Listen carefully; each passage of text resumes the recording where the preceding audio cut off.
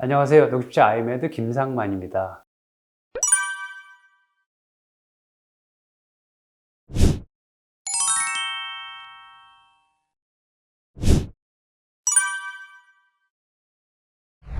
부신 사용 줄이기. 부신 사용을 줄이기 위해서는 부신이 하는 역할을 조금 없애줘야지 돼요. 제가 부신은 가장 많이 쓰는 건 스트레스라고 그랬지 않습니까? 스트레스는 그냥 내가 하기 싫은 거를 억지로 하게 되면 스트레스인 겁니다. 난 놀고 싶어요. 근데 직장에 나가야 돼요. 스트레스죠. 나는 시원하고 싶은데 날씨가 더우면 그것도 스트레스고요. 그러니까 내가 하고 싶은 대로 나의 감정하고 잘 맞지 않게 될 경우에는 이 부신 호르몬을 사용하게 되는 겁니다. 그 호르몬이 없는 사람들은 바로 이제 그럼 가슴이 두근거리게 되고 그런 증상이 생기는 게 바로 부신기능 저하증의 증상이라고 제가 전번 시간에 말씀드리지 않았습니까? 그래서 가능하면 이 스트레스를 좀 줄여줘야 돼요. 두 번째는 이 보이지 않는 염증. 우리 몸엔 나는 잘 보이지 않는 염증이 되게 많아요. 그 염증의 가장 흔하고 많은 원인이 이 위장이에요. 우리가 장에 염증이 많고 위에 염증이 많고 그 건강검진 해보시면 알겠지만 위염 없는 분 없어요. 특히 우리가 느끼지 못하는 보이지 않는 곳에 많은 사람들이 또 이 구강에도 염증이 굉장히 많습니다. 잇몸 질환, 치석 이런 것들이 또 비강에도 또 염증이 많고 눈에도 염증이 많고 귀에도 염증이 많고 피부에도 염증이 많고 염증이라고 하는 거는 우리가 달고 살아야 되거든요. 그렇지만 그 달고 살 때마다 그 염증을 극복하기 위해서는 부신 호르몬이 필요해요. 근데 그런 것들이 계속해서 사용하다 보면 고갈이 되거든요. 그래서 혹시 다른 데 염증이 있다면 그런 염증을 고쳐줘야 되는 거죠. 과로라고 하는 건 부신 기능이 회복하기 전에 또 일을 하는 거예요. 그게 과로예요. 기본적인 원칙은 바로 이 부신 사용을 줄이는 것이 이제 원칙입니다. 제가 그랬잖아요. 부신은 생활 속에서 계속 사용이 된다고. 그래서 우리가 이제 그걸 이제 구멍이라고 합니다. 대표적으로 이제 아까 제가 얘기했던 과로, 그러니까 휴식 없이 일하는 거, 그 다음에 잠 못 자는 거, 그 다음 저혈당. 저혈당이 무슨 또 부신하고 관련되어 있냐. 제가 그 부신의 역할 중에 가장 큰 게 혈당을 일정하게 유지해 줘야 된다고 돼 있잖아요. 근데 우리가 이 저혈당을 반복하는 사람들이 있어요. 다이어트를 자주 한다든가 또는 식사를 규칙적으로 하지 않는다든가. 그렇게 되면 우리 몸의 뇌 기능을 정상화시키기 위해서 항상 이 글루코코티코이드라고 하는 부신 호르몬이 분비가 돼야 돼요. 그래서 이런 저혈당이 자주 있다고 하는 거는 바로 부신을 해치는 구멍이라고 할 수가 있고요. 그 다음에 염분 섭취 부족은 뭐냐면 부신기능 저하증 환자들 보면은 건강에 좋다고 무조건 싱겁게 먹는 사람들이 있어요. 너무 짜게 먹는 것도 문제가 되지만 너무 싱겁게 먹게 되면 염분이 없어서 그 염분 대신에 뭔가 해야 되는 호르몬이 필요해요. 그게 바로 부신 호르몬이에요.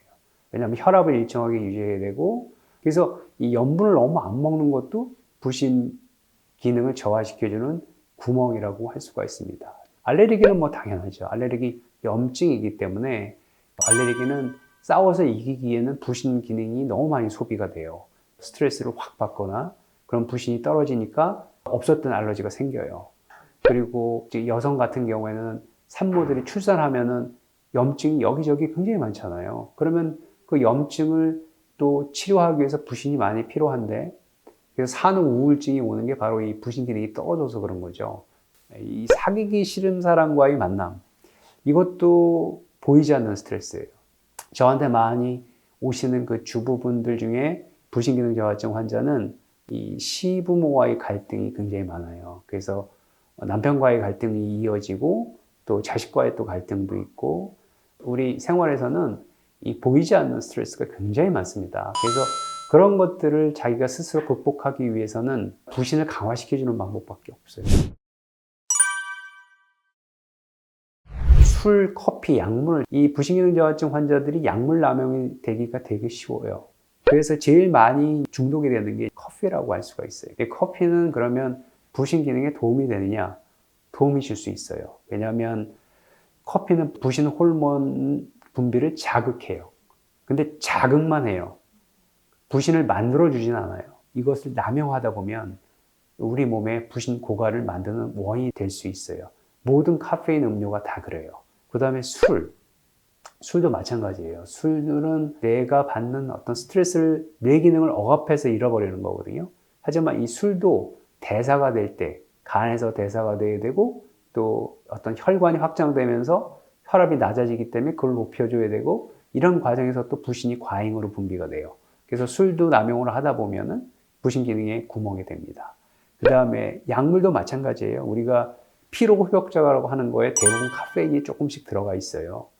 기운 난다는 약물들, 어떤 교감신경을 조금 자극하는 것들, 이런 것들은 대부분 다 부신 기능을 고갈시킬 수 있는 원인이 될 수 있습니다. 그 다음에 이 구멍 중에 하나가 보이지 않는 염증, 이런 소화장애라든가 장내세균 불균형도 근본적으로 치료를 하기 위해서는 조절을 해줘야 됩니다.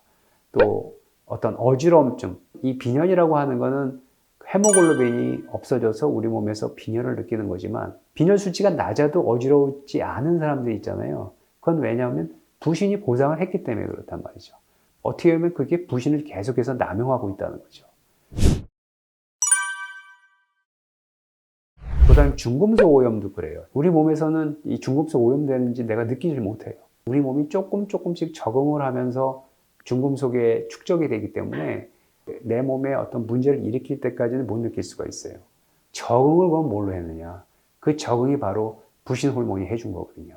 중금속 같은 것들, 그런 것들이 부신의 어떤 구멍이 될 수가 있습니다. 그 다음에 면역력 저하는 부신이 기능이 떨어져도 면역이 저하되지만, 또 면역력이 또 저하되면 그걸 극복하기 위해서 부신 호르몬이 동원되어야 되기 때문에 구멍 메꾸게 되는 거고, 가공 음식들은 자연식품이 아니거든요. 그래서 가공하면서 생기는 여러 가지 첨가제들, 이런 것들도 우리 몸에서 대사가 되고 독성이 안 되려면 그 간의 해독, 또 부신 기능이 또 필요해요. 또 어떤 게 있냐면은 자기 성격 탓도 있답니다. 이 부정적인 사고 방식이라고 하는 생활 태도가 굉장히 부신을 많이, 그러니까 안 될 것 같은 거, 불안한 거, 그런 자신감이 없는 거, 정말 긍정적인 사고가 굉장히 중요하거든요. 그런데 말이죠, 치료하기가 굉장히 어려운 분들은 이거를 못 느껴요. 자기가 스트레스가 뭔지를 모르셔요. 평생 그래왔기 때문에 그걸 스트레스라고 생각하지 못해요. 그래서 이 부신 치료의 가장 근본은 내가 과연 스트레스가 무엇인가를 한번 목록을 작성할 필요가 있어요. 자기를 아는 거. 그래서 그러한 구멍을 메꾸기 위해서는 내가 구멍이 뭔지를 알아야 되는데, 우리 고객분들은 대부분 부신기능 저하증으로 오는 사람들은 그 구멍을 몰라요. 몰랐기 때문에 그 부신기능 저하증이 왔던 거거든요. 그래서 이러한 구멍이 보이지 않게 있기 때문에 무조건 부신만 강화시켜주고 부신 호르몬을 주는 게 치료가 아니라 바로 이 구멍을 메꿔주는 원칙이 굉장히 중요하고, 그래서 이 구멍을 메꾸기 전에 그 구멍이 뭔지를 알아야 돼요. 감사합니다.